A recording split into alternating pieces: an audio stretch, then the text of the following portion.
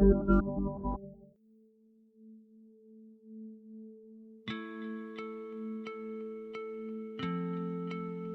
hijab has been turned deliberately into a controversy in Karnataka. Students who had never felt any pressure were suddenly denied entry to examination rooms, and an all out effort was made to divide the student community and stereotype the Muslim yet again. Hijab has replaced the burqa in many conservative homes. It gives a sense of comfort and identity to the girls and enables them to attend school without undue pressure from home or the society they live in. It is a key to education for many young students, a palliative for those who do not see the need for girls to go out and study. This controversy has ensured not just division within communities, but also taken the struggle for reforms back by several steps. As it adds to the insecurity that the minorities feel as a whole, emboldens the conservatives and fundamentalists in all communities, and ensures that the women struggling to find their feet are weighed down under yet again. So, welcome everyone to yet another edition of Off Limits. Our guest this week is Hanif Lakdawala. He is based in Gujarat. He's a well-known voice in Gujarat, an activist. He's worked for the poor in slums for decades now. He has spoken on minority issues. He has always supported reforms within the Muslim community. So we're very happy to have you with us, Hanif ji, and thank you for sparing the time. So obviously, I don't need to go further, but we have this terrible crisis and controversy being made really to rage across Karnataka's educational institutions. And I think the problem there has been that a lot of several girls who used to wear the hijab as part of the dress code to their colleges were suddenly told one day that they could not give the examinations unless they dropped the hijab. Now, this kind of tactics, before going into the politics of it, do you feel and do you agree that insofar as when a uniform is mandated in a school or in a college, then people should follow that mandate, as many are saying? What do you think? Well, in a way, it has, if it is mandated, it has to follow. Right. But as far as hijab is concerned, I don't think it comes in the way of mandated uniform. I mean, if it's a burqa, it is something which yes, goes beyond that. But as far as hijab is concerned, which is very much part of sort of Muslim girls and all that, I do not think that it comes in the way of the mandate of the school or college or whatever it may be. See, in terms of the religion or just tarike se, it has been looked at, Islam, I know that you've always stood for it being a little more progressive. You've talked about reforms within the community in the past for many, many years now. Now, reforms basically, and that hijab or burqa is not really a diktat by Islam per se, right? What do you think? That's true. Yeah, because even Fatima Marnizi has written that it was never a part of hijab or burqa was never a part of what that time. And this once Prophet lost the war and he was in a very vulnerable position. His wife or wives were being targeted by people. And so he asked his wife to wear burqa or hijab in order to protect themselves. So, but it was never mandated. And it's a very old practice. It's not an only Islamic practice. Right. So covering yourself out of modesty or out of social norms is very different from being mandated to wear a particular kind of dress. Yeah, absolutely. It is the decent dress that one has to wear. That is what has been said. Yeah. So it used to be when you did work on reforms, etc., that was very a patriarchal kind of a thing, like the sindoor or the bindi or wearing something which keeps the woman a bit shackled. What do you think about it? That is absolutely right. And if you know, Seemaji, we had also couple of seminars which you have also attended in Ahmedabad and everywhere, we have always talked of patriarchy and how Muslim women are being sort of subjugated, or they are forced to wear something they don't want to wear. So that is what has been our position. But now the Yeah. situation is that by attacking hijab, they are trying to prevent the Muslim girls from getting education. And education has always been very important for the people to empower themselves and take the positions. And we have always talked of minority girls going to schools and colleges and get better education to improve their lives. That we have always talked. Right. So this Yeah. time, what is happening in Karnataka is different because of this. One, because they're trying to use this issue to stop the women, the minority girls, the Muslim girls from getting educated, is it? That is true. Hmm. So this time the attack is not only on hijab. Hijab is just an excuse. For years we know that Muslims have been attacked on various issues, on beef, on uh, or something else. One or the other reason they have been found out.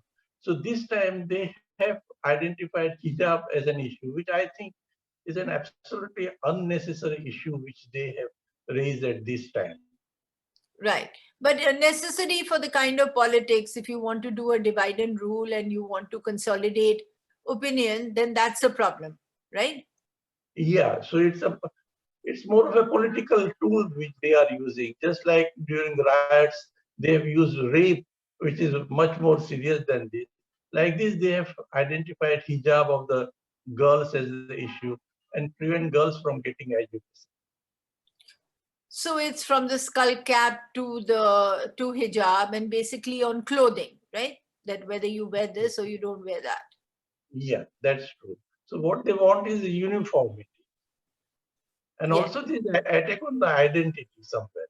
Yes. So how do you see this? How do you see this playing out of Karnataka, out of across India? How do you see this playing out? Well, I mean, it is quite scary because already it has been sort of reaching in other states. Uh, and it can escalate to a much larger issue than it has been just in Karnataka. For example, the Karnataka High Court had said that don't wear your uh, hijab or something Religious immediately. symbols.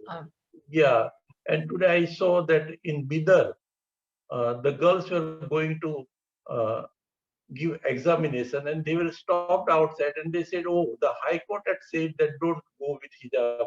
So we are not going to enter the classroom. And because of that, I could see at least 8 or 10 girls stranded outside and they were not given uh, chance to appear for the examination.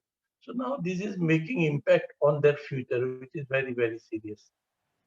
And it has been a tough fight for people in the field like you and others who have been working with the community to allow the parents to send their girls to school in the first place. Yeah, we have been trying and we have been sending this to schools. And there are many girls who are not wearing hijab. Yeah. So it's more of a choice that girls are making. And we try and tell them that you make your own choice. Nobody has any right to tell them what to wear, what not to wear them. Now it is very difficult to decide when it is choice and when it is imposed. But at least we ask the girls to critically think of what they are doing or what they are wearing, whether it is necessary or not, whether it is imposed on them or whether it is sort of their own choice. So if it's their own choice, we cannot tell them what to wear and what not to wear them. Just like women never tell men what to wear. Right. They wear Bermuda and they go with sort of pants and shirts, which others may not like, but they do wear.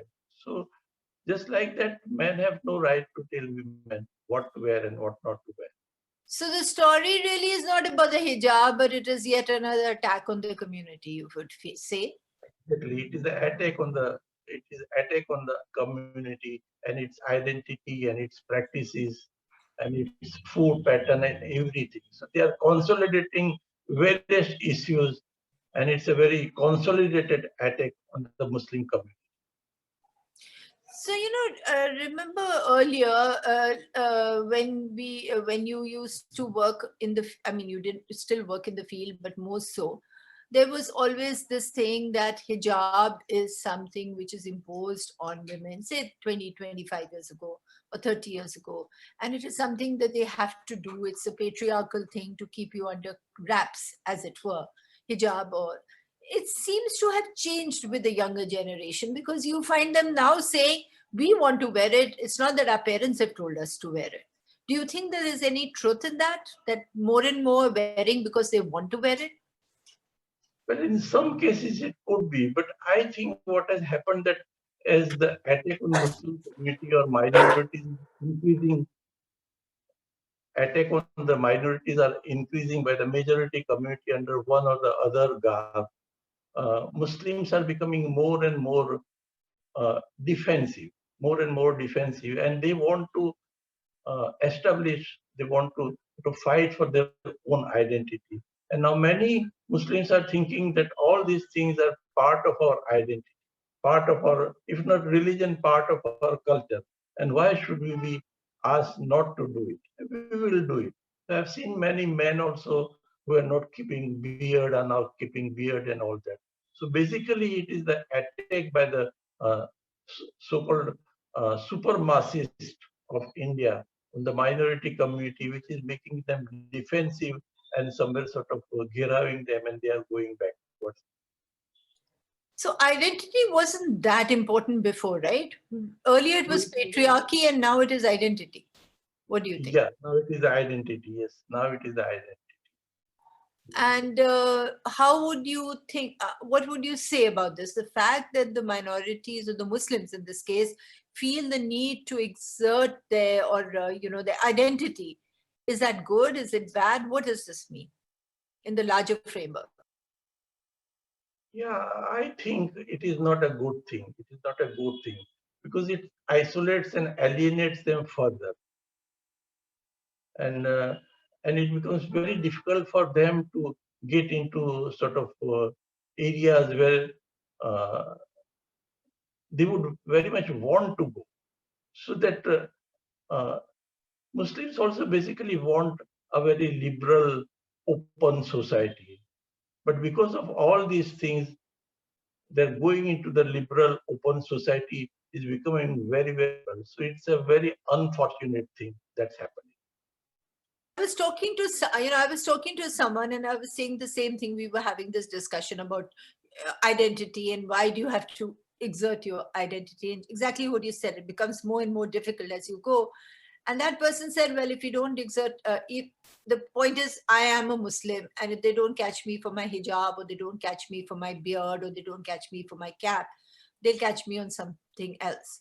So it is that I am feeling oppressed. How true, how much truth is there in that? There is certainly some truth in that because uh, if you see, many Muslim women have now started coming to the areas which are predominantly Hindu areas, but they are always sort of ogled by other people. Some comments are being made on them, and all these things are sort of happening with them. Is it much worse than it was when you remember it? I mean, forget the what the state might be, what the right wing would be doing, or the kind of systemic attack. But is it become very much more difficult in terms of how a Muslim sort of negotiates his or her daily life? It is becoming difficult. It is becoming difficult. And as we have always discussed that whereas majority communalism is sort of targeting the outside community, minority communalism or minority fundamentalism targets inside. So women are more and more sort of oppressed or suppressed within their own community. And there is certainly much more pressure on women of the Muslim community to follow the dictates, so-called dictates of the religion, which may not be there. But then who is reading Quran or who is reading actually the sort of context in which different things are said or not said or anything. So there is a lot of sort of confusion on that part also. But women are certainly sort of more oppressed than they were 25 or 30 years back. You know, we decided to invite you because we could have asked another Muslim woman to come and talk about it and talk from her own point of view, but it is very important to hear a Muslim male voice on these issues. Now, if you remember in the Shah Bano time, there was a lot of movement amongst, and I think you were one of those activists who were very active in propagating reforms and ensuring, that there would be a standard nikah nama, that women would be able to fight against, not getting maintenance, that the meher would be of a good amount, etc., etc. And certain kind of protection for them would be there in the contract of marriage. But after this whole Shah Bano thing and the Muslim fundamentalists rising and pressuring the government, and after that the Hindu fundamentalists rising and again pressuring the government to open the locks of the Ram Janmabhoomi, all that in that whole vitiated atmosphere, you had to take a back seat, right? That's true. So tell us a bit about that. What really happened and the damage it did to your movement. Yeah. In fact, the reform movement which we had started in early 90s, we had to sort of almost stop it after 2002, because then it became more important to support the Muslims in the areas where we are working. Right. So, and then it became very, very difficult for us, because whenever we would talk about reform and all that, Muslim men would always talk about the attack on them that is happening, and that we have to defend ourselves. So somewhere that identity politics became much more sharp than what it was. I know during the 90s, during our meetings in Gujarat, there was a very old man of 70 who told me that our external appearances are cutting our relations with the Hindus. So at 70, he was not ready to sort of accept that keeping beard is a good thing because it is isolating or alienating us. But now to find this type of people is very, very difficult. And they always are very much on the defensive, that no, we are going to have it. And many young men who have been with us in those reform movements have now turned into a very sort of religious type of people. And but I will tell you that women and the girls are very, very bright, Simaji, very bright girls. And they understand much more than what the men are thinking. But the power is in the hands of men, as happens in patriarchy. So even if they don't want, many times they just follow. For example, still when we have community meetings and all that, these women come without that headgear or anything, and they talk very easily with us because they know that we are not imposing on them or we are not telling them anything. So given a chance, many of these women or girls would not like to wear the headgear. But now, you had a lot of, in the wake of this Karnataka episode, you have a lot of them actually coming out and telling and asserting that this is our choice. We want to wear this. We want to be wearing the hijab. There's no question of us taking it off. It's our choice. It's not that our parents or our brothers or others have said it. Now, sometimes you feel that it is part of being your choice because you're in a social milieu where you fit easier if you follow whatever the norms are than if you defy them. So do you think it's a bit of that also? It is a bit of that also, and also because that Muslims have started feeling that we are not acceptable to the majority community here. And if we are not acceptable to the majority community, let us do something which is acceptable to our own community. Otherwise, they can get cut off from majority community, they can get cut off their own community. So where do they belong then? They don't have that sense of belonging either to the majority right wing or their own community. So somewhere women are trapped. Women are trapped in a very bad way. So this whole thing of identity that we've been discussing for a few minutes now, it's coming out of this, out of a sense of belonging, of a sense of acceptance. That is why they're asserting this assertion of identity is taking place. That's true. That's true. That's what I think. Yeah. Okay. So tell me more about that. I mean, why does a man who you've been working with, like you said, who had worked with you earlier, suddenly grow a beard? Is because he's feeling insecure, and by growing a beard or following a religious norms, he feels stronger? No, but that particular person or these persons, they are feeling a sort of pressure within their own community. Okay. Yeah, the Muslim community themselves. If I am not keeping, my acceptance would be less in the Muslim community. All right. I am not following that. If I don't go for namaz and all that, they will say, oh, you are not coming for namaz, so you are not a pakka Muslim as we would like to be. So there is a lot of pressure on youth also, sort of to follow the path of whatever they think about religion. Right. So it is like a sense of feeling that, or being made to feel that you're not an equal citizen. So Yes. you might as well become Yeah. a religious citizen, if you know what I mean, for want of another word. But in a way, Muslims have already started feeling that they are second-class citizens. They're not acceptable to the right-wing majority of them. So then they want to be accepted. So where would they be accepted? Their own community. And if they don't follow the dictates of that community, Then then they're on their own. yeah, they don't have that sense of belonging Right. to anybody.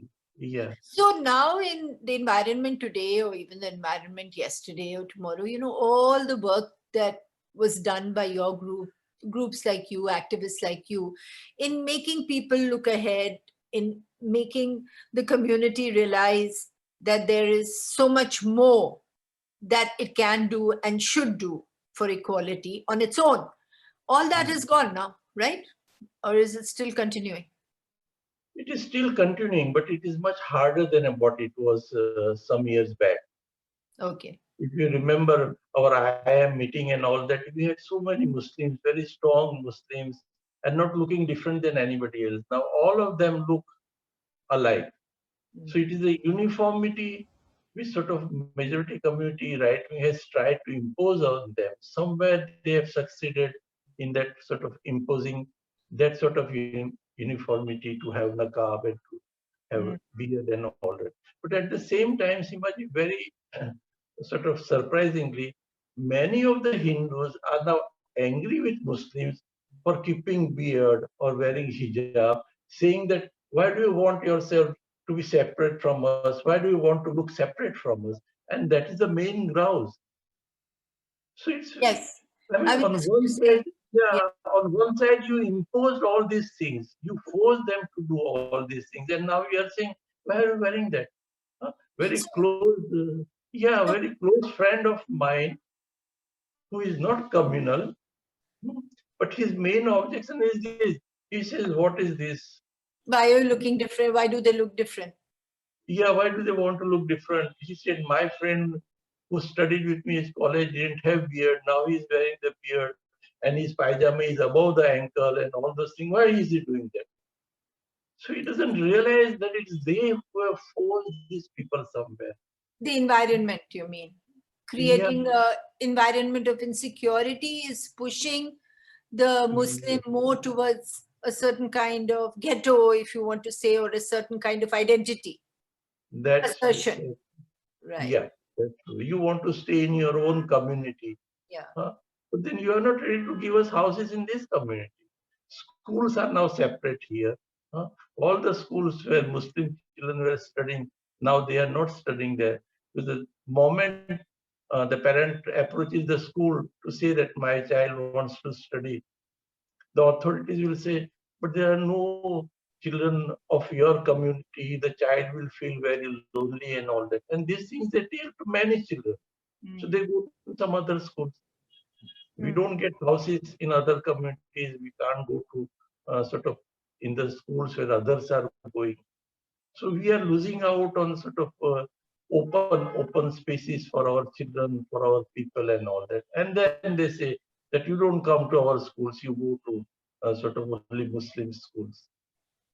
So then also, those voices from within the community, which sort of counsel the community that your fight back doesn't mean in wearing a burqa or in growing your beard, but in actually equipping yourself with knowledge, with information, with a sense of confidence. Those voices have also become very weak, no? Yeah, they are becoming quite weak. Yes, that's. Why is that? Because there's no space for them also. There is no space for them. Yeah, there is no space for them. And there is a sense of insecurity, mainly among the girls, that if you go to faraway schools, you never know when you would be attacked and all that. So that sense of insecurity also in the minds of girls and also in the minds of their parents. So people politically like Owaisi become more dominant than maybe the more progressive voices amongst the community. Exactly. That is what is happening, Simaji, in Ahmedabad also. Many friends who were with us, I mean, very young friends, we thought that they will be leaders of the community. It was very open and all that. They have joined his party. They have joined his party. Yeah. And it becomes so difficult even to dialogue with them. Yeah. Because the whole argument comes from victimhood. The whole argument comes from a lack of progressive information. It comes out of making people feel more fearful. More fearful, yes. Yeah. Rather than confident enough, even if the atmosphere is not very good.